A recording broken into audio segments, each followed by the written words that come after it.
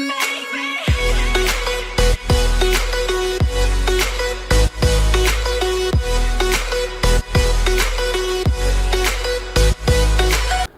everyone, welcome back to the channel. Apple's annual developer conference WWDC is just around the corner for 2021 and it starts on June 7 to be precise. This worldwide developer conference is an annual event that happens every year and everyone who is familiar with the industry knows the significance of this event. And the one thing that differentiates WWDC from Apple's other major events is that this is an entirely software focused event, unlike all other hardware focused events. So, the focus here is on the developers of all of Apple's operating system and for its devices and accessories. This makes the event such an exciting one given how Apple can implement new changes into its devices and software. And in the recent years, Apple has been very strict with privacy, so it is kind of an interesting one to see how they go in the future. So, new privacy controls, software features, enhancements, design overhauls all happen here in WWDC. So, let's take a look at what to expect in the 21 version. Set to start from the 7th of June until the 11th of June for a 5-day event, this is one of the biggest tech gatherings related to software. Except for this year, like what it was in 2020, the event will be completely online because of the global pandemic. But Apple has taken various steps to make sure that the online version is easier for its developers to understand the new technologies that they introduce during the event. Because the event is for the developers, so they need to make sure that the developers understand the technologies. Now, this is possible with the help of engineering sessions with the Apple engineers and also one-on-one live appointments to help them understand how to implement and incorporate these new technologies into Apple's devices and softwares and applications. So now for the most important question, what to expect from WWDC21? Of course, we have our usual suspects, which are the latest iterations of all of Apple's operating systems. This includes the likes of iOS, iPadOS, macOS, watchOS and tvOS. And among these all, we have the 15s with iOS 15, iPadOS 15, tvOS 15 expected in this event, then followed by macOS 12 and watchOS 8. Also, Apple has been throwing some hardware stuff recently in its past events.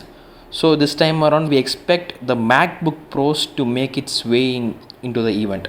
Now, this is not so sure as of yet, but the leakers and the leaks suggest that we might get the new updated, redesigned MacBook Pros. Sticking to the software part, we do not expect major changes with either of these above mentioned newer software versions, all these OSs.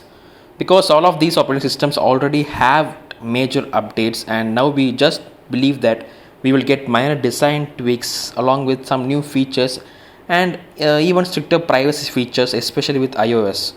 macOS, watchOS and iPadOS will just include minor updates, while tvOS might have a new interface change. Now, this is expected given most of these operating systems were recently revised. Just take the macOS 11, iPadOS 14 and iOS 14. These brought lots of changes recently which we didn't see in years. So it is understandable why Apple is not bringing lots of changes with the new 15 versions and the new tvOS and new watchOS. Now, coming to the most important part of WWDC21. Traditionally, the event has always been a software only event, but Apple has in the past announced some major hardware devices, which is why now we are made to believe that the new updated MacBook Pros, which are the 13 and 16-inch models, to get debuted here. The leak comes from trusted and energetic Apple leaker John Prosser, who also happens to be my favorite, and he said that Apple plans to introduce the new 14 and 16-inch MacBook Pros at the event. He also says that the new MacBook Pros, which will debut in the event, will have the most radical redesign to the MacBook Pro lineup since it was last redesigned in 2016. Apple is also planning to reintroduce the MagSafe port, and the 2021 MacBook Pro models will also feature HDMI ports and SD card reader in addition to the trio of Thunderbolt or USB-C ports. And like always with the recent trend in Apple's products, we might see multiple colors as an option. And coming to the chipset, we are expecting a new chipset, not the M1 which is currently in sale.